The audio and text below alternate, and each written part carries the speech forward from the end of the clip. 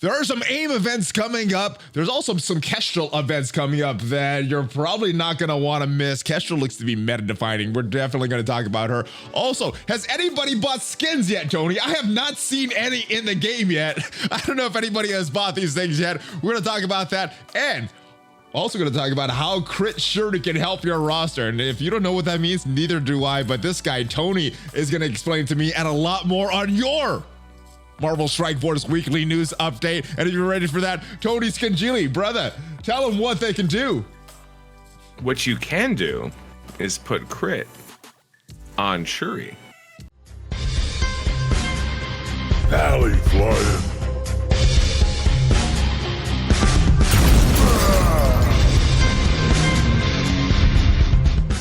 What is up, Valley Maniacs? I am ValleyFlyin. This is Tony Scungili. We are here for your Marvel Strike Force weekly news update. We got a lot to discuss. There's some AIM events coming up. There's some awesome Kestrel events coming up. Where are the skins? Have you seen any skins, Tony? Not in this game. I have not either. I have not seen anybody that's bought them.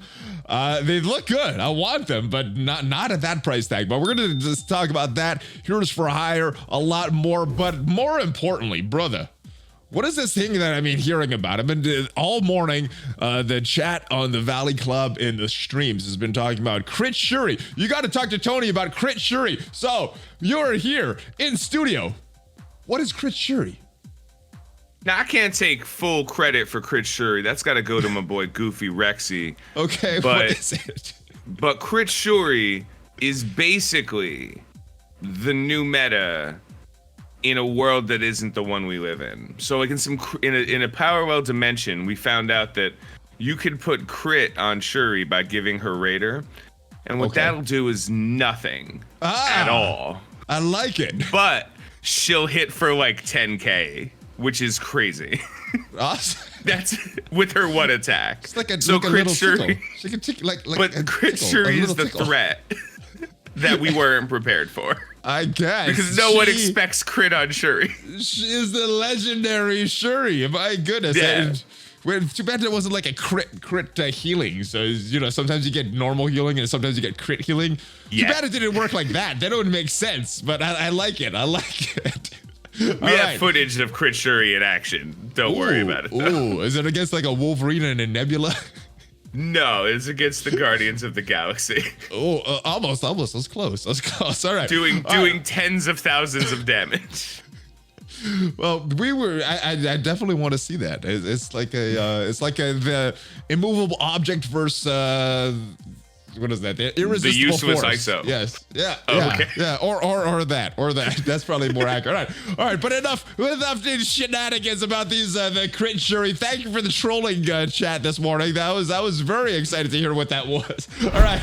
Let's move on though. 5.3 was released last week. Not without bugs. Not without errors. I think the over/under that I was discussing on this channel was 4. Well, they surpassed that way early on before the update was even released. Supposed to be released on a Tuesday originally, then got moved back, and we knew about this moving back to Wednesday, but it did not get released on a Wednesday. What happened with this update, Tony? I mean, I didn't notice anything unusual.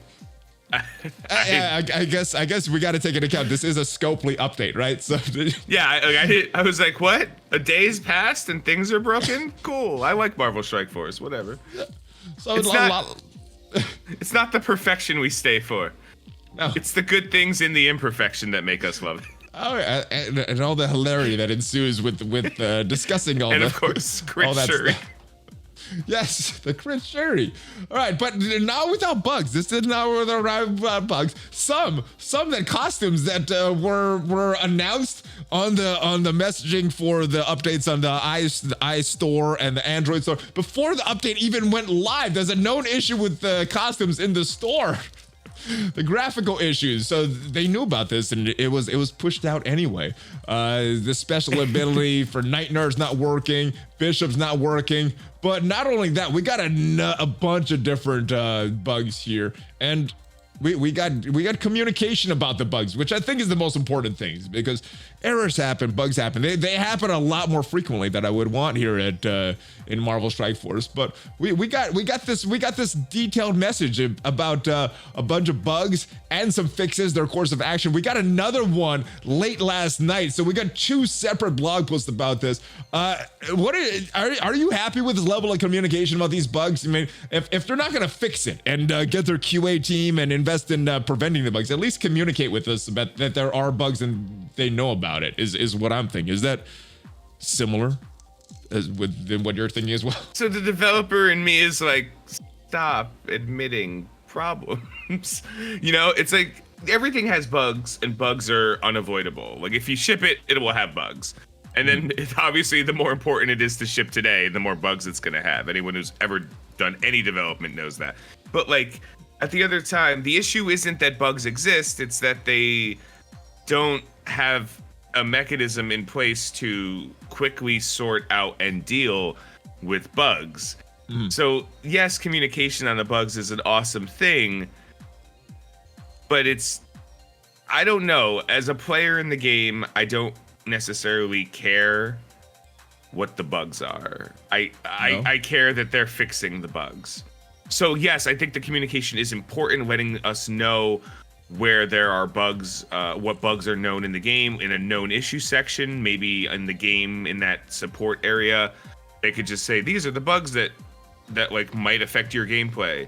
That's fine, but I also don't care if there's a bug that's like, hey, the costume store looks weird. I'm like, that's not a bug, you idiot. That doesn't. I think it's funny. I think it's funny that they put this out in the release notes, and the release notes were live before the update even went live. Like, oh, they knew about it before he was even. The bug is very minimal, some visual bug, whatever. But I think it's funny that they knew about it. It's like, all right, this bug is coming with this update. Well, so here's the thing.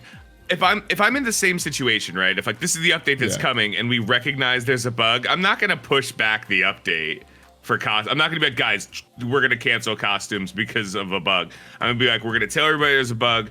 We're gonna tell everybody we know, and we'll fix it in an upcoming patch. We're gonna ship it. Everyone okay? Maybe they'll notice, especially if they won't notice. But this is probably something they would have gonna notice. I'm like, yeah, ship it. We'll fix it in a minute. Well, that's a lot of development. Like that. Like yeah, ship it. But it is funny because again, that like there's only so many times you could say like, well, you know, nothing ships without bugs.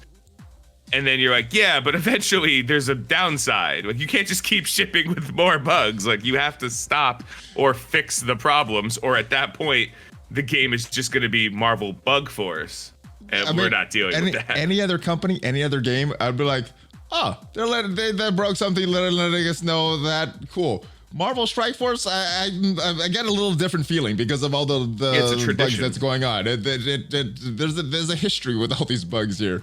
All right, so Strike Pass. This was one of the big major bugs that happened. People were trying to buy this for Polaris.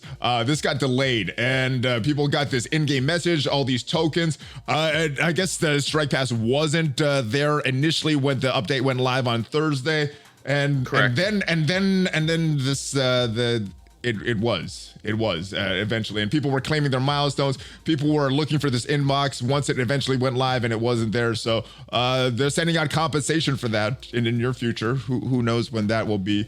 Arena ranking bug. This is actually already fixed. People weren't trying to claim move up in the rankings arena, and yeah, it wasn't happening. This is not technically a bug, but some updated character calculations for their total displayed power that was just not communicated beforehand. Dark promotion credits. We'll get to this in a little bit when we're talking about these Ultron stuff, because not sure how big this is going to affect Ultron, but the Kestrel offer ended early, but multiple man Red Star compensation. This was a little disappointing. We regret the delay on this update. Took us a while to sort out. There'll be another run of multiple man Red Star around the end of May, which was probably the most disappointing part to me. And then we'll be sending out compensation in time to be used for this featuring. So if people don't know what happened, initially when Multiple Man came out, it was supposed to mean the Red Star orbs. People were pulling these Red Stars in attempts to get the increased chance for Multiple Man. But as with a lot of these initial Red Star releases, not there, and people were waiting for compensation. We get the announcement in this bug release, but doesn't look like it's coming, or the event is not coming till the end of May, the featured star event. When do you think they're going to be getting compensation? Towards the end of May, sometime, it says sometime before that. I'm thinking, my mind is thinking towards right before that event, towards the end of May. Are you thinking sometime sooner or mid-May? When do you think we're getting this compensation from Multiple Man? Sometime around. We're gonna be stuck with the choice of, do we spend the resources on Colleen Wing or do we get him with Multiple Man? That's what I'm feeling. What would you do? What would you do? Multiple Man's garbage. Wing. Multiple Man, let me be clear. I don't mean he's a bad character. I mean, like, Multiple Man does as much at 120k as he does at 40k. Like, you find the number you want him to be at, and then you leave him there, and then he does his job.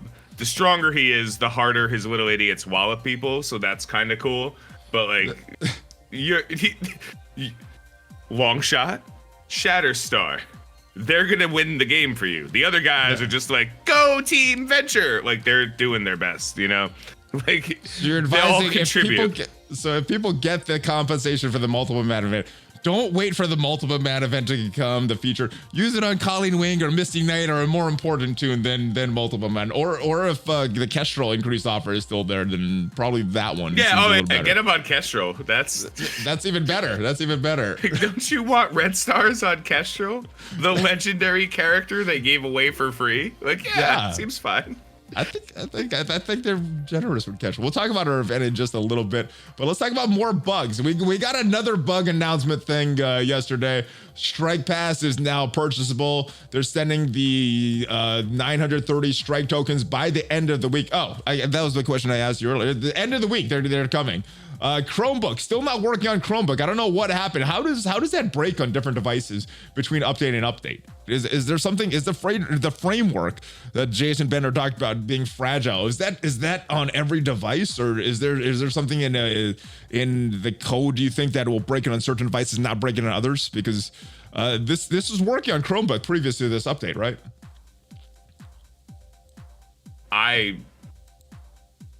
No idea that you could even play games on a Chromebook. This is news to me. I'm gonna go buy a Chromebook. Well, not right now. Not right now. No, I mean, like, that is kind of a big deal. I literally had no idea that I thought the Chromebook was like an actual, like, Google desktop. Like, I thought it was just a desktop that had Google apps, not a desktop, like a Google desktop, the program on a laptop. I had no idea it was basically just an Android tablet with a keyboard. Yeah, cool. Yeah. That's all right, I guess. This I think is a positive, though. The gamma raid started the day early. I know some people were like, oh, we weren't planning for this, but I think this is a good thing. Gamma raids extended by 1 day. So not only getting that extra day on the front end, it looks like we're also getting an extra day in the back end. I think this is very good for those Silver Surfer milestones, giving people more chance to earn these earn points towards these milestones. What do you think of this? I mean, some people had a negative reaction. I think it's a positive thing. Where do you fall in this? I just click auto on, like, every raid I do. So this is just me. I'm not putting this in any. I'm not saying this is a good idea. I'm saying what I would appreciate. You're not in 4.3. Yes. You go auto and just. Yeah, because I only care about 60%. So we just click auto 3 times, and now we're at 60%, right? All right. So maybe I should do that. Dude, I do the same thing at Doom raids because we're like 30%. I just put okay. Auto. I guess auto with the next skill character. If you're trying to finish it, it matters. But yeah, what you're saying is actually right. Yeah. Like, I'm not saying if you want to do well, like, do not do what I do. I do well enough, which is not the same. I like, because of that, I'm like, dude, I kind of just want them to have all 3 up at once.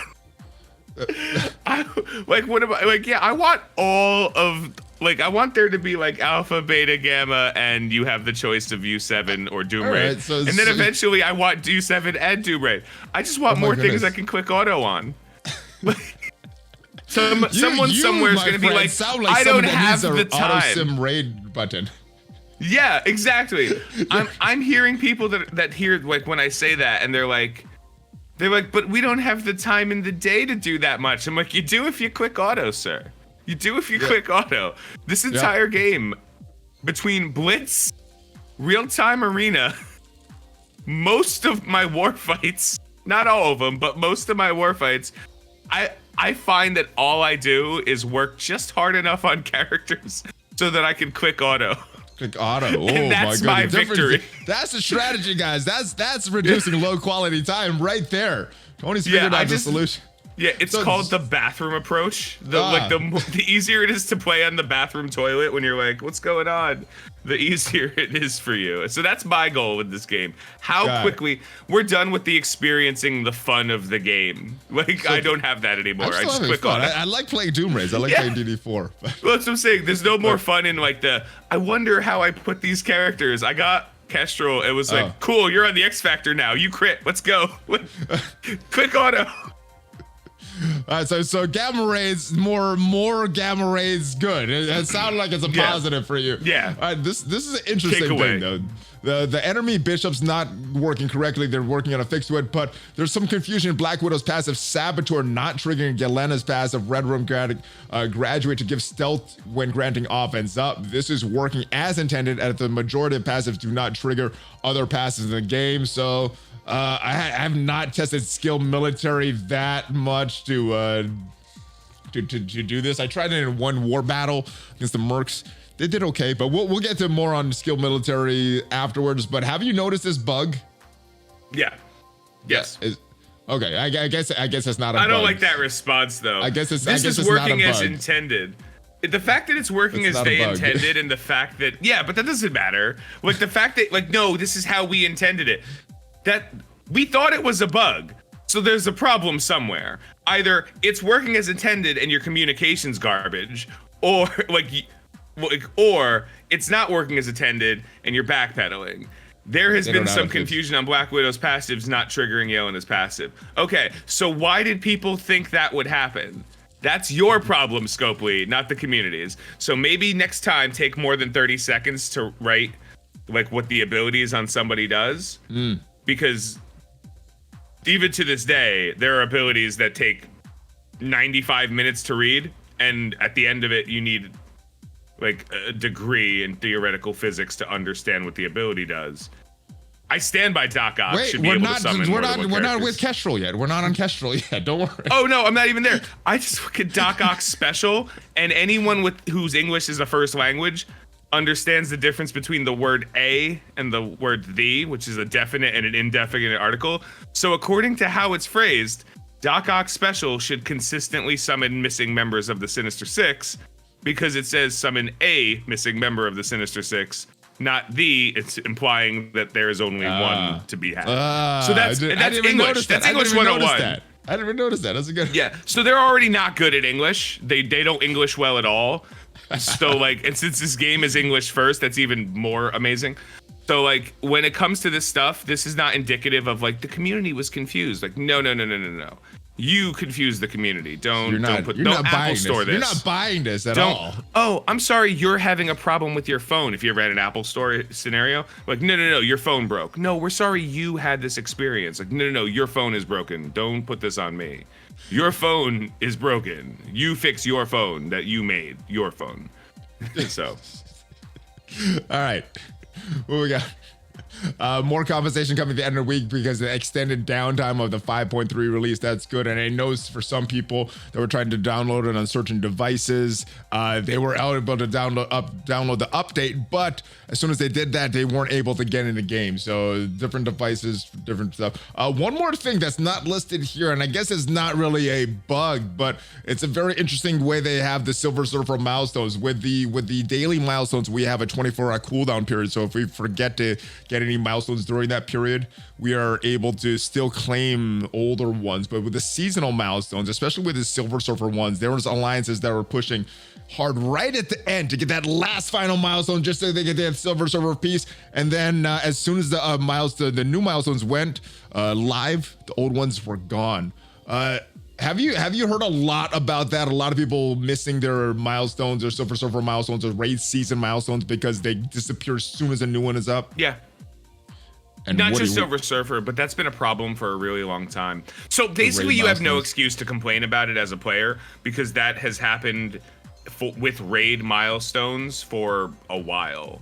So if you didn't notice then, and the only reason you notice now is Surfer, then, you know, like, it's still a problem, but it's been in the game forever. You should have been prepared for it. That said, I don't understand why everything has to be a struggle with Scopely. I don't understand why, like, I don't understand why they couldn't just send the Surfer shards at the end of the milestone automatically. Like, why is clicking claim what I have to do to get a resource that in almost any other game in history, they send it to my mailbox and I can claim it from my mailbox because it's not going to expire. So it happens all the time in Scopely stuff. And they even know that, which is why at the end of like milestones, like regular milestones, they show they're still there for 3 days, you know, like, yeah. Oh, yesterday's event finished, it's here. Or, for some reason, you didn't finish this. Well, you can claim it here. Like, they know it's a thing, so why are they just telling people, no, you don't get any more Surfer shards? I find it very odd about the timing as well, because the ones that take a day to complete, they're there for an additional 24-hour period. The ones that take 2 weeks to complete, they're gone as soon as it's done. And it wasn't an issue. It was there all the time. People were complaining about this from time to time, but the rewards were so low. Even when it announced this, we looked at the blog post when they announced that they're changing these raid season milestones live. We were both laughing because, like, they're so bad. Most people are completing in a day, and it wasn't that much of an issue. Now it is, because people are completing this right up to the last minute, right up to that last hour. And if you're not logged on right then, you're kind of missing out. So Scopely needs to fix this. This is not necessarily a bug, but this is just a big oversight that they should have fixed a long time ago, that they should start fixing now, because now it matters. Now it matters, now that the rewards are in here. I will just say one thing, though. 7 months. Okay, everybody? 7 months. It's actually 7.5 months. Is how long the Surfer is going to be in this event. 7 months. That's a long, like, in Scopely time, there's going to be 3 new Silver Surfers between now and 7 months at the end of this event. You're going to get a ton of Surfer shards, right? So racing to get the completed milestones, it's very unlikely to be relevant. Don't worry. Like, just like the old milestones, yeah, you're thinking of how many you're getting now because you need them now, and I support that. But guys, it's a 7-month event. You should be okay getting a 4, 5, 6 star Surfer depending on where you ended from his spending. Even free-to-play players who walked away with a 2-star Surfer should be able to get at the end of 7 months up to at least a 5-star Surfer just from playing the event at whatever level you find comfortable. When I heard people were like, we're weaving alliances to make for more, I was like, oh my god, why? It's like 7 months. There's no, you can't hit a lot of these playing casually. You gotta be in a Doom, you gotta be in the difficulty 3 at least of the Greeks, you know, or maybe not. I mean, maybe it could be in Ultimus and in difficulty 3 the Greeks, or some combination, but people wanted to get these shards, and people, when you're playing casually and helping friends, I mean, it's tough at that point. So yeah, but I agree. It is something that should be fixed. Whether you're missing out on only a couple shards, and it's for entirety, it is something that needs to be fixed. This is not good design of this event, especially when these 24-hour periods, we still have a 24-hour claiming period. It's just, I don't know. I think they do need to fix it. But yeah, in the grand scheme of things, it's not a lot of shards. But let's move on. Kestrel, your new favorite character is what I'm hearing from chat. How good is Kestrel? How much is she wrecking nerds, and how much has she been wrecking nerds for you? Kestrel's, I've been kind of defining her as a legendary kit on a mediocre character. That's pretty accurate, yeah. Yeah, like, she is the kid of a character that if we were to have to work on 5 unique characters, like, she does the same vein of stuff that, like, Black Bolt and Ebony Maw do. Like, stop a specific type of character or a specific type of effect from happening. You know, like Black Bolt, like, you don't res, and I mess up villain tech characters. And Ebony Maw is like, protect us against hero controllers. Kestrel's like, summoners get slapped.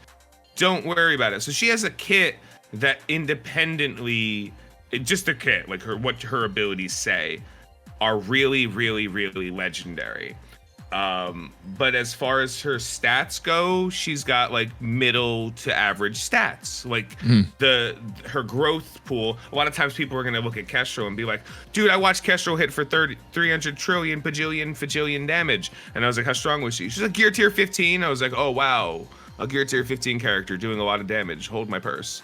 You know, like it's yes, if you invest in her, she's going to do good damage. She's a good character. I mean, to be fair, I almost have her at 15 too. So like, I know she's a good character, but my problem with her has never been her character. My problem is that they released a character with a legendary kit that the entire community is going to have. And then everybody playing the game, whether it be beginning, middle, or end game players, don't get the value in certain characters that they could have. Now, I don't care that like characters that I used to have that were awesome suck now. That's the part of the game. I've played that long. But the fact that now, like on my Dolphin account or something, I don't care about Phoenix anymore. Like, I'll get her when I get her, but that's not even a priority anymore for me because she won't help me in Arena because the Kestrel exists. Yeah. But Kestrel exists, therefore I can't use Phoenix. Kestrel exists, therefore I can't use Hela.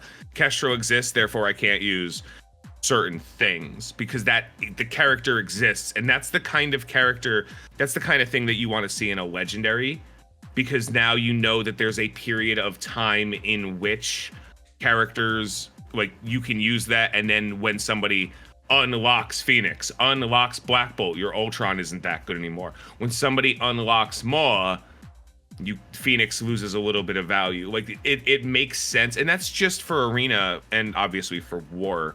Yeah. But it's still a huge part. Like that's half the game. You know, like half the game is that level of PvP, and then there's the other half of the game at which point it doesn't matter. You know, like you're gonna use Kestrel in raids in the same way you're gonna use Sinister in raids, in the same way you're gonna use Phoenix or Black Bolt or anybody else in raids. You're going to use them when the raids that it makes sense to use them for. So I don't have that problem. I think she's a great character, but I feel like the problem is she's not a legendary. Too many people are getting her too early.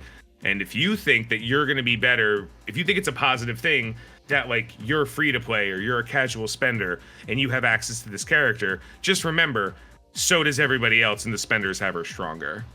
Yeah, I think that was like what you just mentioned was one of the big pushbacks. You know, people just spending all this stuff to unlock Doom, and now you got a counter to Doom. People spending all this much to unlock Silver Surfer, and well, yeah. But I mean, there's ways around it. If you're using Doom to attack her, if you're using her to attack Doom, it's game over pretty much. But hear what you just said. If you're using the big bad boss of Dark Dimension 4 to fight the garbage new character they created, you can finagle a situation in which you can victor. Now go back to that situation and what figure the pushback is.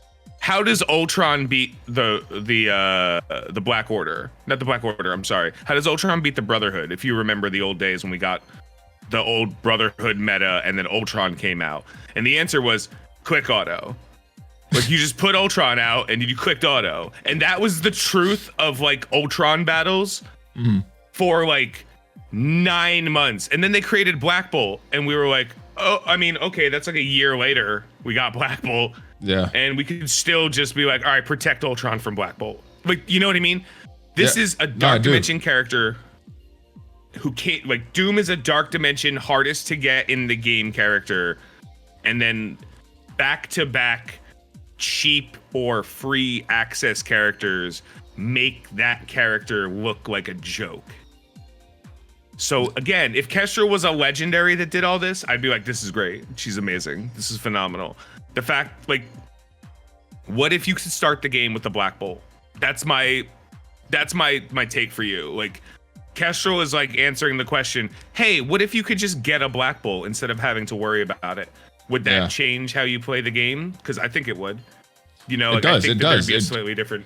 It does, and that is the pushback. People, there's a counter to Doom. There's a counter, there's a character on par with Silver Surfer that many players are going to get at a higher star level than Silver Surfer. And Silver Surfer, this is just after players were spending a lot of money to get that big bad Silver Surfer. You're getting a character on par with that character, basically in a very, very friendly way, which is good. And it's kind of what is the word I'm looking for? It's not as motivating when you're getting something this, everybody's getting this, and you're like, oh, I worked this hard for this, so I could be elite, I could stand out, and now there's something that just negates all that work. So that's kind of thing. But as far as positives, this character, she has made Doom raids a lot easier. War. This is an extra war attack character. What are you finding as far as results with playing with this character? She's phenomenal. Like, she's phenomenal. What modes are you using it? Are you taking her to arena yet, or obviously raids and no, Doom raids? She's not good in arena. Like, so what I hear from everybody is like, they're like, I used her in arena to do this stuff, and I'm like, were you not able to do that stuff before? They're like, no, but now I'm doing it with her. Like, it's fun to shake up the meta. I've been playing. Can I win with Black Order? Yeah, but I've been using Black Order for so long. It's nice to have a new character. All right, that's true. I meant more like, well, she beats the Black Order. I'm like, you were having a hard time beating the Black Order before, but like, no, I've been beating him forever. But like, then why are we worried about that? Worried about the defense was always the problem. Did you put her on defense? Still a problem. Yeah. Are they still holding? A problem. No. Like, no, she's not holding on defense. It's real easy to kill her when she does her ult turn 1 guaranteed. Yeah. Like, it's real easy to get around. It's like, I cloned her. I literally cloned her. Yeah, because I had Doc Ock go before her, and he was like, summon a nerd, and she's like, kill something. It didn't die. And then Sinister was like, come here, Kestrel. And my Kestrel was stronger than theirs because Sinister cloned her. So I was like, all right, it's over now. Like, you lose. Yeah, so it didn't make too much of a difference, but like, she's not a defense character, so like, don't like people trying to be like, this is part of the idea that's like, new character, strong character, defense character, question mark? No, that I think you can put her on defense for probably about another week or two until people like, oh wait, I should play it this way. People are confused enough. War Armory rules, like when Heroes for Hire comes out, we're all just gonna be like, hey, put him on defense. No one knows how to beat him. Yeah, I call it the Warbot rule. Basically, there's like 75% of our community gets all their information on how to win a war fight through the Warbot. Mm-hmm. So like, until the Warbot has the information, they're just gonna be like, mine. Like, they're gonna see it and be completely shocked. It's funny because that's exactly how it is. That's exactly until everybody knows a counter. It's like, oh, how do you beat this bad team? Then everybody finds it out like, oh, it's not that bad anymore. Why am I buying Heroes for Hire? It's like, I want like 2 weeks of free victories from people that don't want to think about it. That's what it will be. Like, thank you. I'm not judging them. Like, I get that. Like, trust me. I want to auto everything, so I'm on the same page. All right.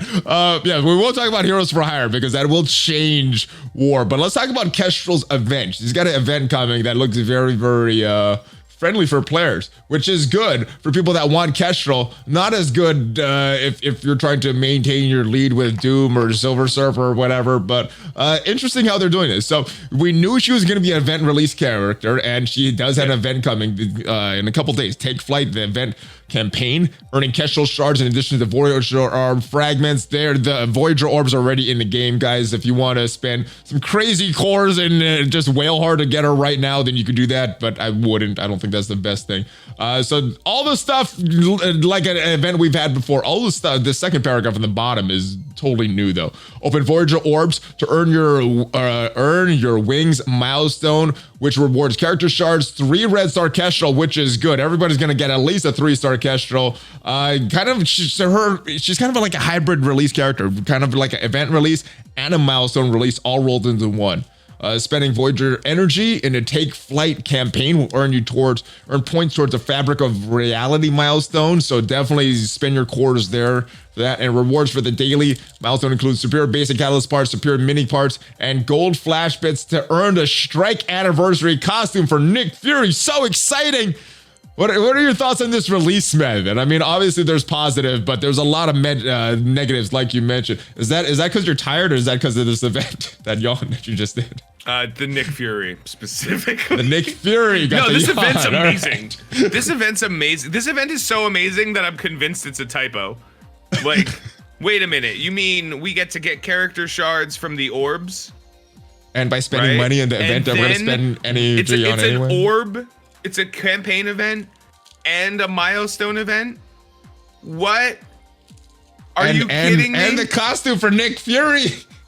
This is the best event they've ever done for a character. And it just so happens to be on a character that shouldn't be given away in events. Like, are they changing a new leaf? Let me know in the comments, guys. No, because we're gonna go to like the next campaign character is gonna be back to the usual, but this time the orb is just gonna have Rocket and Nebula. It will. I will rescind that criticism completely if this is what campaign events look like going forward, because campaign events I don't think they were good or bad. I think that they were their own thing. We understood what they were, and they were like, it was okay. Well, say okay. They were the most free-to-play friendly release method for a character. They gave the most shards out of any release method that they've had. Well, okay, yes any of the normal release methods, over Blitz release, milestone release, you could kind of get a lot as well, but they don't happen as often. So Blitz release, the problem is that the shards you get just for doing it are nowhere near enough. Like, that was the problem with Blitz release. And then everyone has their little RNG pool, but if you spend and can do more work, you get a little better. So yeah, campaigns were like free to play friendly, but less early game player friendly than end game free to play friendly. So 6 of one, half a dozen of another. Yeah. Either way, honestly, I'm a spender, and the last Multiple Man was the Multiple Man campaign. I think I couldn't do the hard mode, like whether it be because I didn't want to work on some of the garbage characters that I need. That's on your newer account you're talking. Yeah, my Dolphin account. Okay. Yeah. So I spend money on that account. So not a lot, but enough that if I was like, oh wow, I could do this, I would have. It's not the same, and that's fine. It is, and it is I do like campaigns. I think when a character is a campaign release, I know for a fact that I don't have to buy the character to get a 4 or a 5-star version of that character. Mm-hmm. It just depends on how many nodes I do. So assuming everything stays the same, and I'm saying that very, very clearly, assuming every part of the event, the orbs are as good as they used to be, the drop rate on orbs are as good as they used to be, adding these 2 milestones makes this campaign the best event they've ever done. If they change things to be like, well, the orbs have a lower drop chance of Kestrel, or if they're like, you don't get as many orb fragments. I didn't even think they'd do something sneaky like that. Because you're a player in the game. You don't think that because you're playing the game because you enjoy the game. And now at this point, I'm playing the game because I hate Scopely. And I want to just be the guy. I want to be the guy to be like, I'm kidding. I actually still enjoy the game. But that's what I hear. So I'm being the guy that says it so that a week from now or 3 days from now when that event starts, people aren't going to be like, oh my goodness! Maybe I'm wrong. I hope I'm wrong. You didn't just give them ideas, Tony. I hope they just. Oh no! Trust me, I'm not giving them ideas. I'm basing this off of what they've done. For example, did you know that you can't get Silver Surfer shards until like milestone 14 or something? When they could have easily just given you 1 Silver Surfer shard up to that point. Yeah. How easy would that have been? Everyone gets 1. It's great. No matter what, you get 7 a week or something. Oh, amazing. Even if you're a garbage player, they could have done that in a heartbeat, and everyone would have been like, "Yay, this seems fine and reasonable." Well, I'm hoping this will be exactly like I'm reading this as something good, but yeah, that definitely could screw around with some stuff and make it worse. In addition to all this stuff, we also got a rework for Nick Fury for Kestrel, is what it says. So. Is Nick Fury viable now? Should you start farming your Kree if you don't already have Nick Fury, just so you can use him with Kestrel? How valuable is he? No, still not valuable. Don't work on him even if you have strong Kestrel. I'm sure there are people for whom Nick Fury and Kestrel will matter. I'm confident that there are players in this game that if are you're in like, a Doom well, raid, I don't Doom have raids, much. if you're in a Doom raids, they kind of matter. I'm not using Nick Fury in Doom raids. He's a backup. Your characters don't always survive in the Doom raids. You're gonna need some backups. He's a backup for me. He's third string quarterback on a NCAA. But he's on the Division team. 3 team. He's on the team though. He's on the team. He holds the long snaps. Like if you're in Doom raids and you're playing the math game of like, what's the least I can do to get in Doom raids? You're not supposed to be in Doom raids. That's not it. The game isn't like chugga to Doom raids. Doom raids specifically require you to have five full teams of origin types. If you're like, well, we're gonna get that 30%, like, you're wasting your time. I was talking Nick Fury as like one of my 10 skill characters specifically. Yeah, not even bio, just one of my rotational 10 skill characters. Nick Fury now has a place. He didn't have a place before. He doesn't have a place now. He has a place. I was able to beat Doom on the final boss in skill because of Nick Fury. I had my Zemo die in a node earlier. I had some of my normal characters die earlier. I brought in Nick Fury. We weren't able to one-shot the node, but we took out Doom, and that's enough. That's more than I was doing without Nick Fury. So I'm sorry. I'm just hearing it like out loud. You're like, listen, we didn't beat the node, and it took like 5 attempts, but because of Nick Fury, we got Doom down. He's a backup character. He would die super early. Now he dies not as early. So.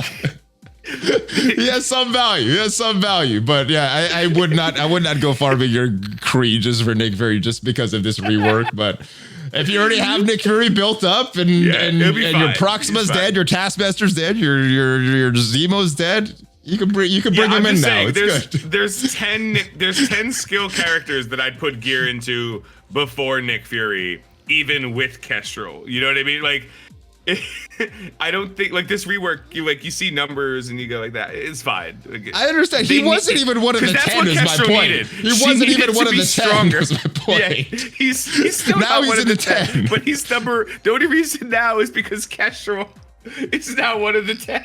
Oh yeah, he bumped out of 10 because Kestrel took his spot. All right, let's move on. Nick Fury is what he is. He is what he is. You know, and whether you want him to do crazy things in the Doom raids or whether you want him as a backup character, he is what he is. I'm happy with him as a backup character. All right. Heroes for hire. We were starting to talk about this. The new war defense team, the devs said themselves, this was a team that's designed to take at least 2 war attempts to beat these guys. That doesn't sound fun. Is this, how much is this going to change war defense and just wars in general now that there's going to be a team that is specifically designed to take 2 teams out? Unless you're using a Silver Surfer, unless you're using a Doom, unless you're possibly using a Kestrel, this team is going to be nightmarish. You want to bet? No, you got a counter for them, or 2 actually. Okay. I can't tell. I'm not telling you. I'll tell you. I'm not telling your viewers. All right. Why am I not? And by the way, why am I not telling you? Because I don't want you beating me in war. Because when I put my heroes for hire down, I don't want you to be like, oh, Tony said to do this. Listen, I don't have any knowledge, right? I'm not like seeing the future, but like I read their kits and I'm like, okay, so these characters seem like they have an answer. Let me just put it into perspective. The way the kits read, I wouldn't be surprised if in the next 2 patches or something, we see a slight character update to Colleen Wing's kit.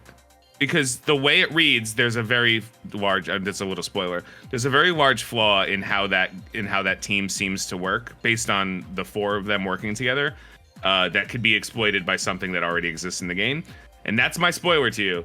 If you read Colleen Wing's kit, you'll say, oh, this can be beaten by something. And that's why I'm not worried. And again, the other thing that made me think that this wasn't going to be a big deal is that Scopely thinks it is a big deal and they don't know about their game. So the second they're like, this is going to be a hard team to beat, I'm like, no. Maybe, all again, right.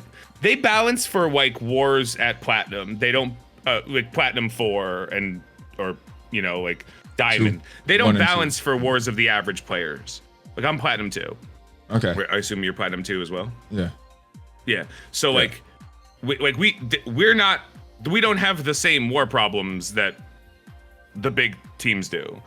So this team is not balanced at average levels. This team is balanced at high investment, even though they claim it requires less tier 4s and abilities. That doesn't matter because that's not how it's going to be. They said 5 are the key ones for this and team. We counted 8. Just like we counted, we saw 5. We counted 8. Their definition was 5, but yeah, there's probably a lot more. Whose definition? Who said that? I want to know who's getting fired next. The devs. We'll leave it at that. Yeah, which dev? Which dev said that? John Dur's gone. Who's next? Who else is saying? Jeez, I'm gonna have to edit this today. All right, but yeah, I mean, the big one that I saw was a lot of their revives and stuff is based off their chargers. So obviously with Silver Surfer, but they did mention Silver Surfer could hard counter this. What else? I don't know. I'm very curious. Let me know your thoughts. What you see? What do you guys see in Colleen Wing? What am I missing that Tony's implying that has Colleen Wing on there? But we got. We'll see how they do. We got the information about their release method, or at least the release method for Colleen Wing, coming the daughter of Dragon Blitz. I miss Blitz releases. You know, I was complaining about Blitz releases when they were back to back to back, and I know not everybody likes Blitz releases. I kind of did. What are your thoughts on Blitz releases? Do you think this is a good thing or a bad thing? I like Blitz releases. I always long have. I think people don't understand that Blitz releases were the easiest way in the world to get a 2-star character. Easier than even a campaign milestone for the most part, because it just took 2 weeks and you got 50, I think it was 48. 42 just from the milestones, not even from the ranking, just from the milestones. If you complete the milestones, you get a guaranteed 5 at the end of it. So it was 5 and 5 is 10. So 52. You get a guaranteed 52 character shards for completing the milestones. And honestly, if you can't complete milestones in Blitz, it's very unlikely you're going to complete hard difficulty of a campaign. Like they don't require the same things, but they do require a depth of roster capable of pulling off characters specifically to do certain things. So, and it's not hard to complete. Like once you get to 1 million TCP, especially with Blitz Sim, it's not hard to complete the milestones. I complete the milestones on Dolphin, and that counts 400,000 TCP. You know, okay. So it's not that difficult, right? And again, this is not early training TCP. I'm level 61, and I have 400,000, and I can sim. So like it's not that hard. So I do like it. Here's the problem: she's a 100 shard character on WoD. We can't 100 shard, and so is what's her name? Misty Knight. So if Misty Knight happens to be a Blitz too, they didn't really fix the issue with Blitz. They just stopped blitzing for a while so we could get a break from the issue with Blitz. The issue with Blitz is, you were right, back-to-back releases, meaning that I have to pay attention, have to, hurts me because I don't want to do it. It also hurts the players who are trying to get a certain degree of access with lower rosters, because Blitz has devolved from an effort-driven game mode to a rewards the player with the highest TCP game mode, because now all effort is equal. The highest and lowest amount of efforts you can put into the game are the same, so now the higher your TCP, the better off you will be. And there's a small degree of growth. Like if you're really good and you pick the right teams, you could do a little bit better than somebody who's stronger than you, but it's not as high up as a jump as like most skill-based games would make it. Yeah. You know, like a card game or anything like that. So I like I like blitzes, and I'm happy for it, but I understand that like most of the community isn't and shouldn't be happy about it, because she's a 100 shard unlock.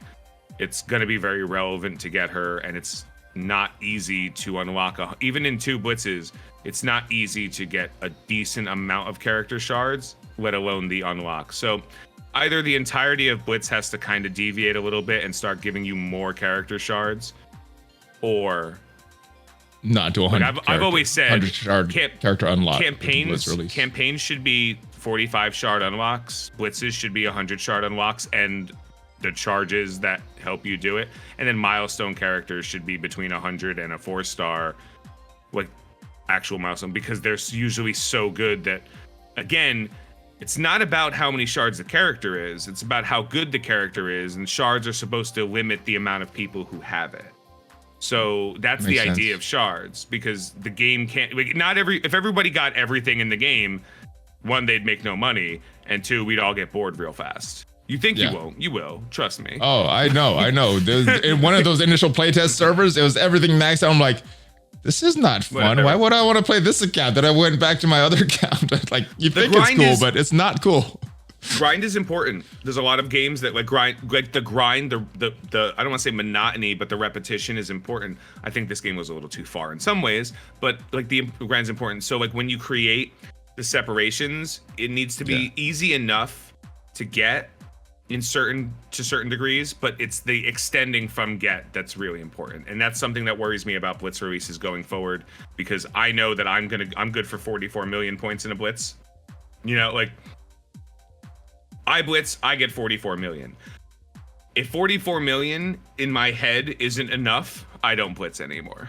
You know what I mean? Like I'm like, I know if I hit every 2 hours and use my cores, I'll get 44 million in Blitz. That's my number. So if 44 million is reasonably good enough for a top 1%, then I'm like, okay, that's reasonable. If it's not top 1%, I'm like, Milestones, I don't care. Got it. Now, and I know I'm not the only one. She is going to be a Blitz release character. Her counterpart in Grab, you mentioned potentially a Blitz release for Collen, for Misty Knight. What do you think? Do you think is that your prediction for a release? Because my fear was the next Strike Pass after Polaris. Are you thinking Blitz release for Misty though? I think so. They're 200 shards unlocks, and I have reason to believe that they're very important characters to get. So I've been hearing some things about them being important as well, but we will have to see. And let me know your predictions, guys. Blitz release, Strike Pass, some other method of release for Misty Knight. Let me know your predictions. Let's move on real quick to talking about this new skill military, the reworked team, the team that was supposed to be like the war offense gods. They came out very disappointing, got reworked, and I don't know if they're war offense gods, but they're better. They're usable. Is what I've been finding. What have you been finding with this skill military team and they're reworked? A team that I never use is now a team that I occasionally use. So like, any impressive punch ups or anything that you've been seeing from this team, or anything of note? So like impressive compared to where they were, absolutely. Like I could beat the Mercs now. Yeah. And like, by the way, when I say beat the Mercs, I mean like whatever Mercs you have, I will beat with my skill military. There's no like they counter the Mercs now. That's a good number of tier 4s, but a lot of them was already investment in characters like Killmonger and Punisher. How many T4s do you think they need right now to be viable? Because there was a complaint that you need a lot of T4s for this team to be viable. Still same amount, more, 7. Less?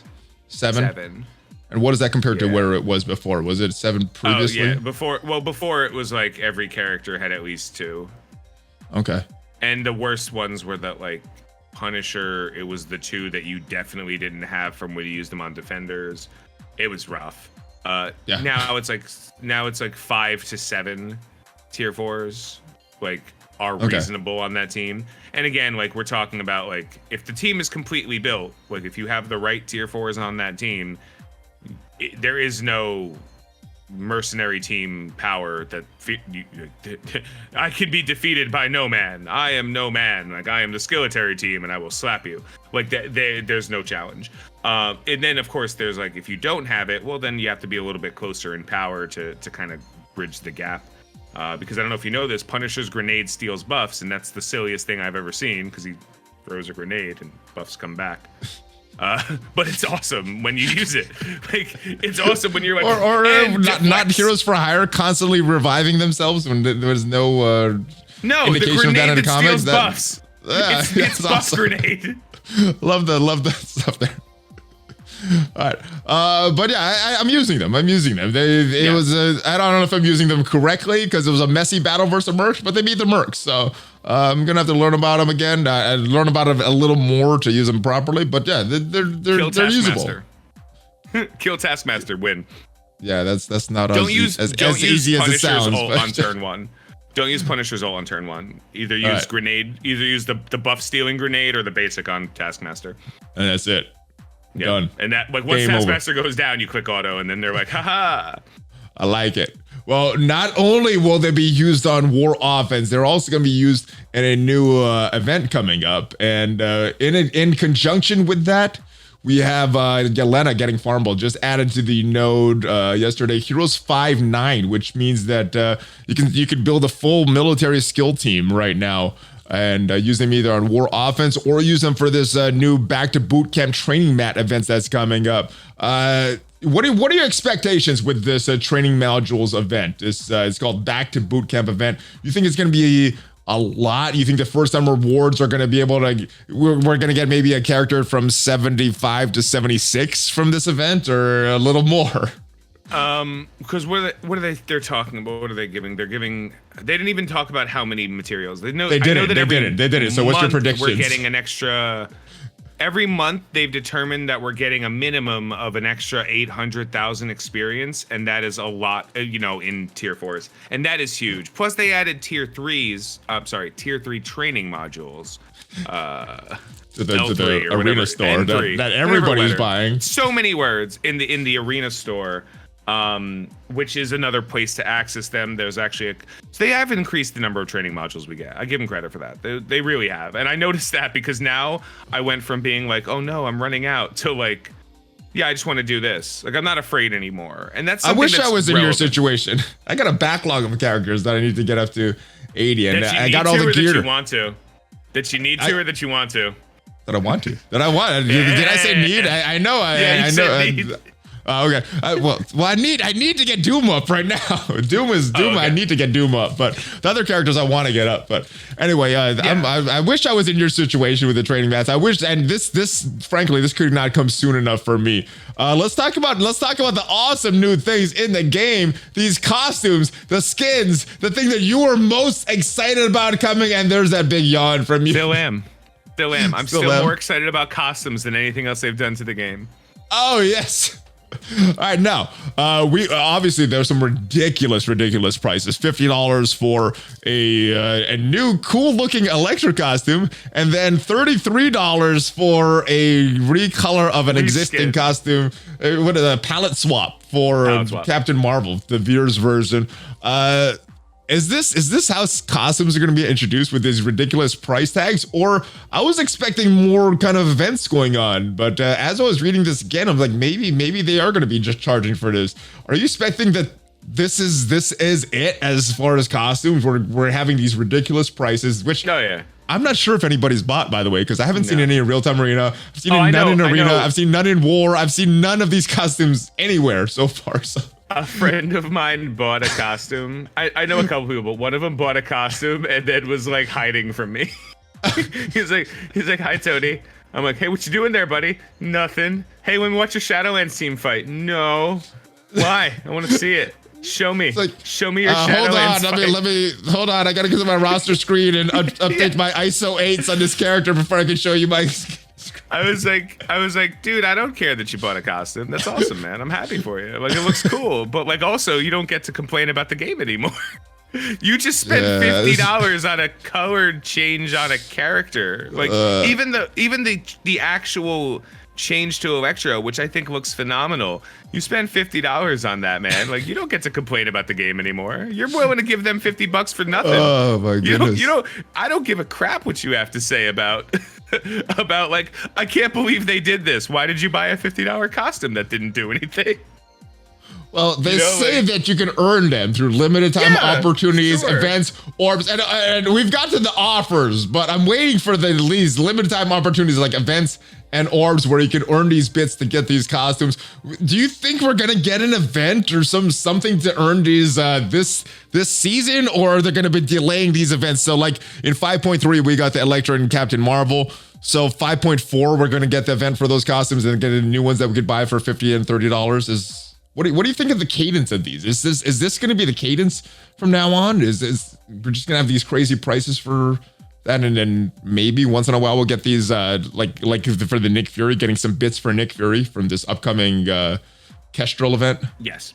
Yeah, exactly. I think it's going to be like occasionally there'll be an event. I think RTA is where we're going to get most of the costume stuff, and I only think that because I've been saying that for 6 months.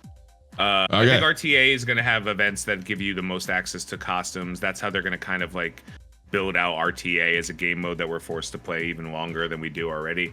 So I think that's that kind of move. And then they'll do like some kind of like splash event where it's like, hey, you can get more costume credits. But when the event ends for Nick Fury, they become costume credits. So it's bits are bits are specific. Bits are shards. Just so everyone knows. Bits are, they're using a word that's stupid. Bits are shards. The same thing. So you get shards of the costume. Call it costume shard scope. Make it simple for us.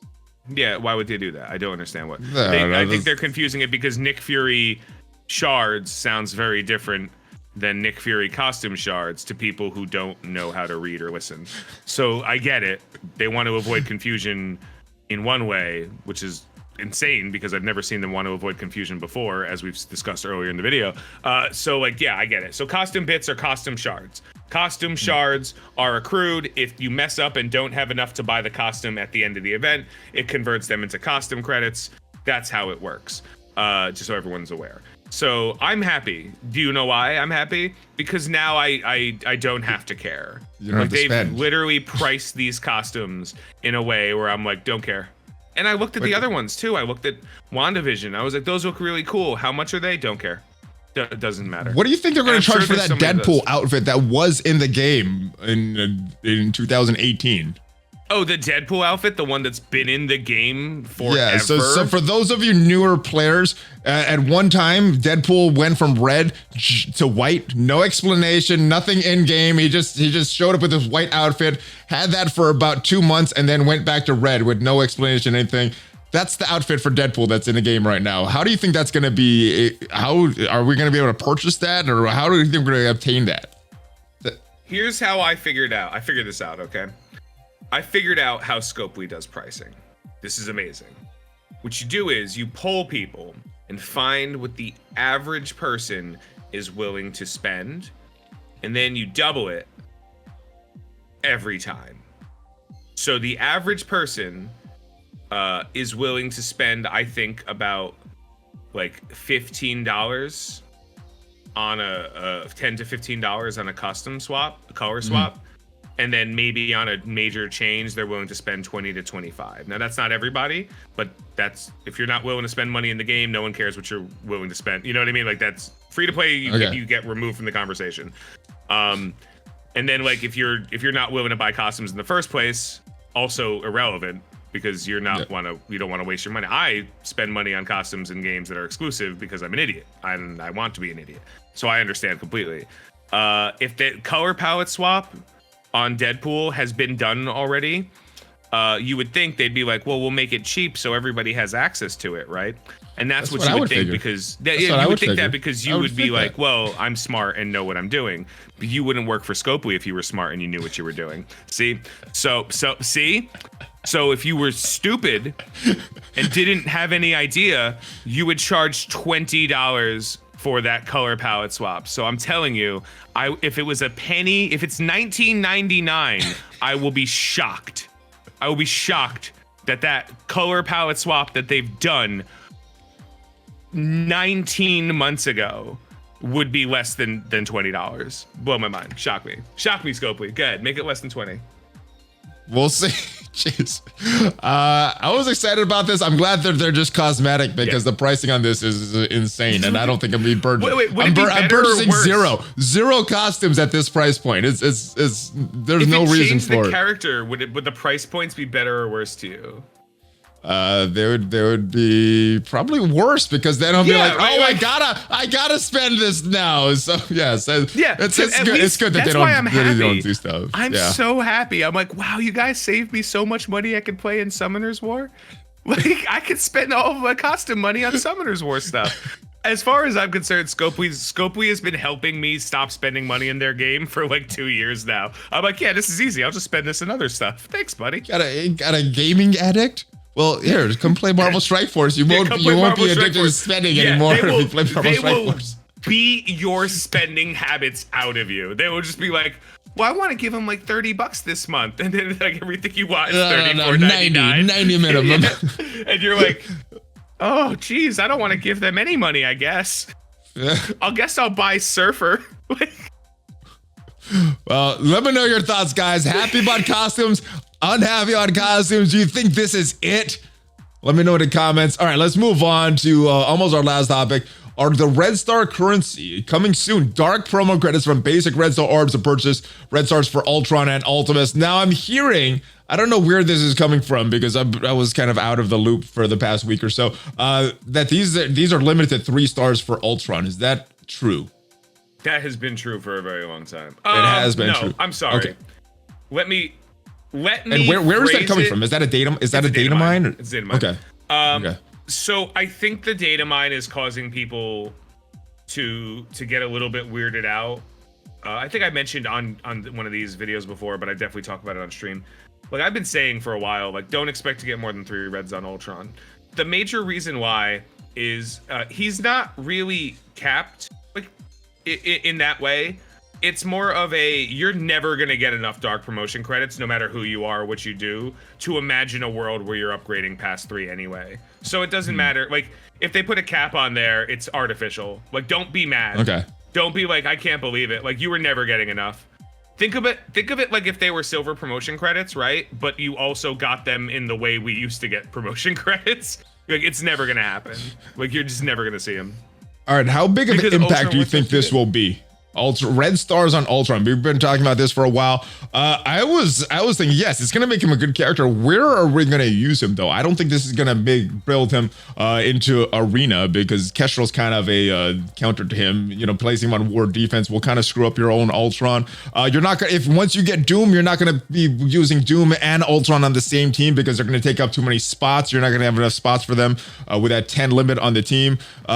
Same thing for the tech lanes in Doom. If you have Doom already and you're getting Ultron, not the best team. So where do you think he will be viable with these red stars? Do you think it's going to make a difference on his meta-ness in Marvel Strike Force? I think it matters less for us, right? Than and you know, end game players. Yeah. I think it matters less for people with Doom. Because you don't want them on the same team, but yeah.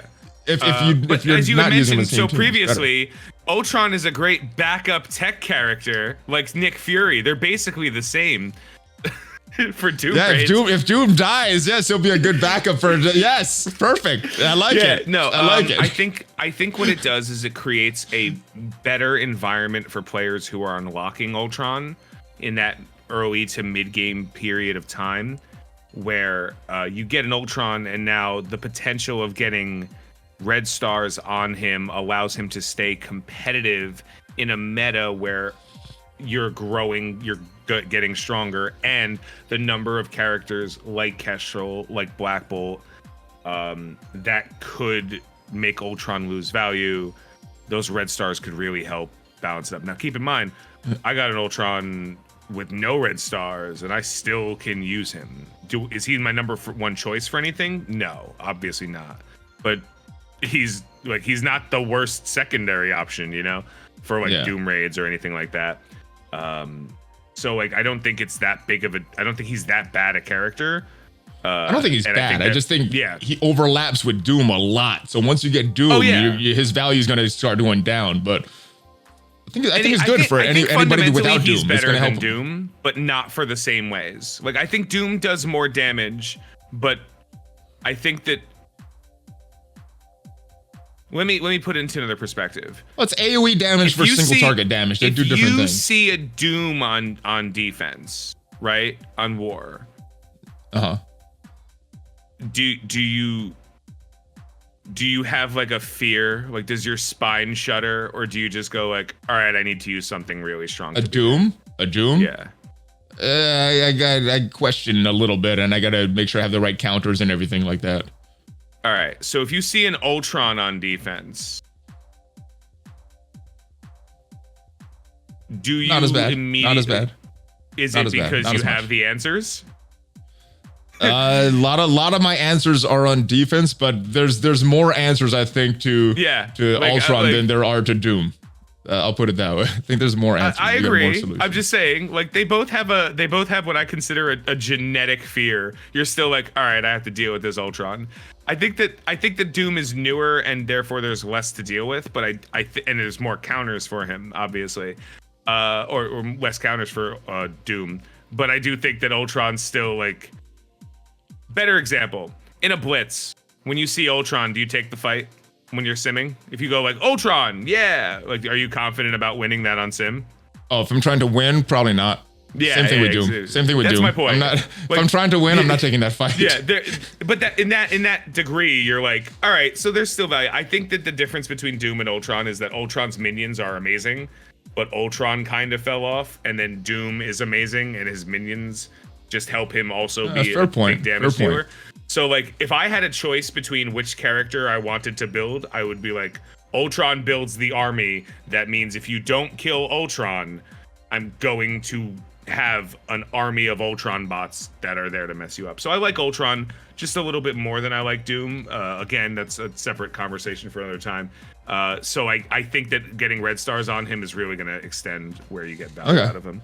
Fair points. All good points that I like. They're both good characters. I think yeah, they're limiting if you got Doom, but stars. Still not garbage. Not garbage. All right, I've been waiting for this, and everybody's been waiting for this because I know how much a fan you are of Jason Bender. He had a tweet yesterday, and he was recently looking for some people to hire at Marvel Strike Force, sending out this tweet yesterday on Happy May the 4th Day. May the 4th be with you, Tony. Belated happy Star Wars Day to you. All right, he's hired some people for Marvel Strike Force: senior mission designer, senior combat balance designer, senior tech integration designer, creative director. Pass it on, industry friends. Does this finally mean that we're gonna get some QA in Marvel Strike Force? No, what does this mean? I would like to take this opportunity to officially apply for this position right here live on this stream. I would like to be the creative director of your game. Woo! Because, and this is very clear, because I hate you. Because I really in my soul think that you guys do a terrible job. But my ego won't allow me to also do a terrible job. So my official cover letter for this application process, just so you know, Jason, is if you hire me, I will take all of my visceral anger towards what your company has done and put it into making the game not suck. Nice. Because I can't have my name attached to something that sucks, unlike some people. You're welcome. Well, that gets my vote. That answers my next question. I was wondering if you would be, melded into the mix of Scopely and start to what is that? What is the word? Get through the process of osmosis. What is the word I'm looking for? Anyway, your answer. I like your answer better. It is much better. I like what you're gonna do. Make the game better. Jason, hire him. Tony is getting my vote. Let's move on to some rumors. For those who aren't aware, I've worked in this industry for about 8 years as both a game designer and a game marketing. So I do have experience in this line. I have that level of experience. I'm not just talking from random perspective. Well, even more so reason to get my vote. Even more so reason to get my vote. All right, there was some data. I don't know where the data mines are nowadays. I don't know where to find them, but I'm hearing there's some large data mines about some AIM events. But you have an explanation for what that could mean. What does all this AIM talk and data mines mean? So, way back when, in the younger days of Marvel Strike Force, all the way back in 2018. Our innocent days. Oh my God, you had less grays and I had no beard. In the old days of Marvel Strike Force, back in the old days, what had happened was there was a plan for a training materials event called Underworld, I believe, and you needed to use AIM characters to do it. That has been kind of a meme in the community for the last, I'm gonna say 3 years, where every now and then either it shows back up again because it's like garbage code, or one of the data miners just kind of dumps it. Yeah. They're like, and then Underworld's gonna happen, or I think it's called Underworld. And that event, it exists, right? That it's now the Skilletary exists. The event, they made the change, so they gave it to him. So they keep talking about some theoretical AIM event that could come out because they had the plans for it, but it was never, it never took over. So for me, This is just another they left garbage code in there and we're still talking about the same thing from 3 years ago. From the other side, I like AIM is good enough AIM does everything they need to do, and their reasonable investment, I don't see them getting. Like, there's a reason Skilletary was chosen as the training material team. It's because they suck and no one wanted to use them. And now they suck a little bit less, but still they're new. So yeah, like same thing with the Wakandans. Why were the Wakandans chosen as the Dark Dimension? The raid, the premier raid team. The chaos theory. Oh, so we'd have a use for them.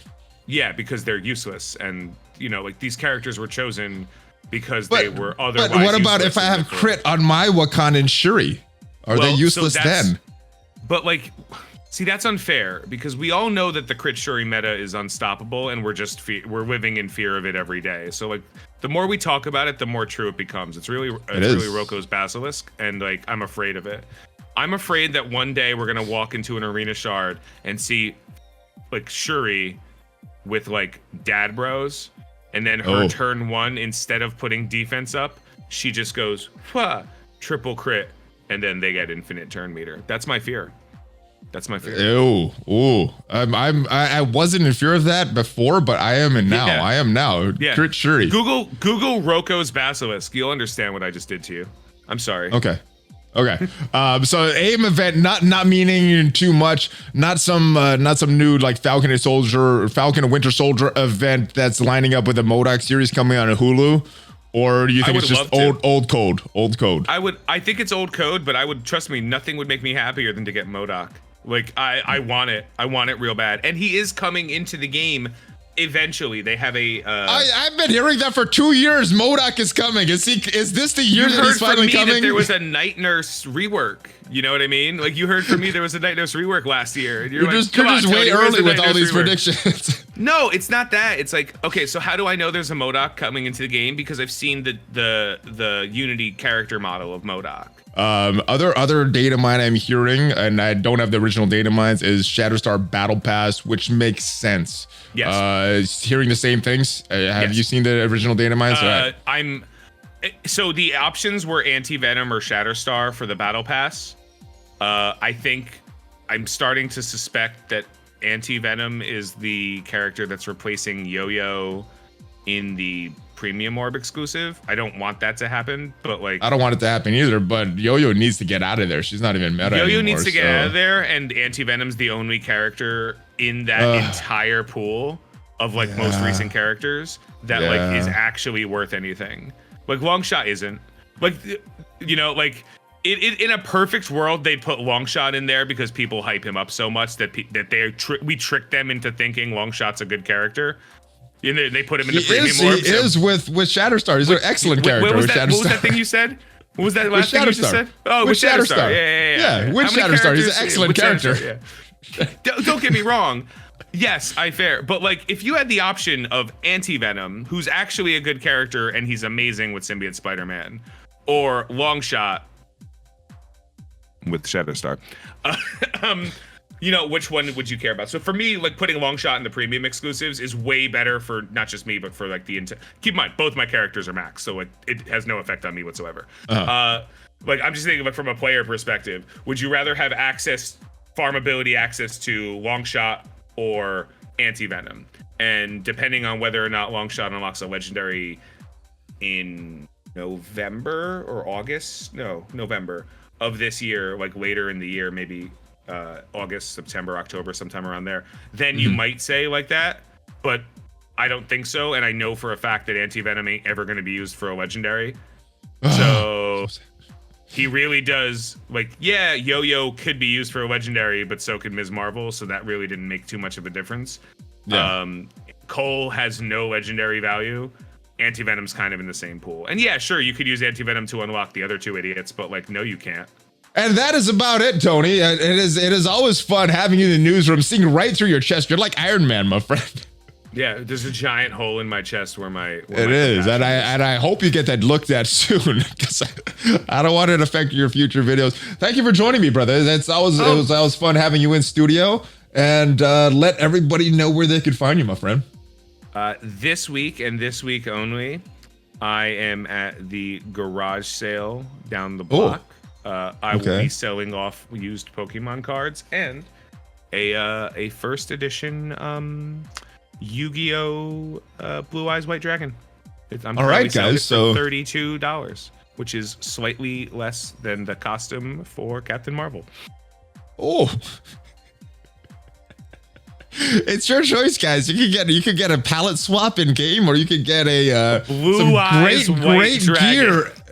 Great gear at Tony's garage sale. So links to his channel, links to his Discord, links to his Twitch channel will be down below. Check him out there, and I'm sure all the information about the garage sale will be there, brothers. You guys, it sounds like fun. You guys should check it out.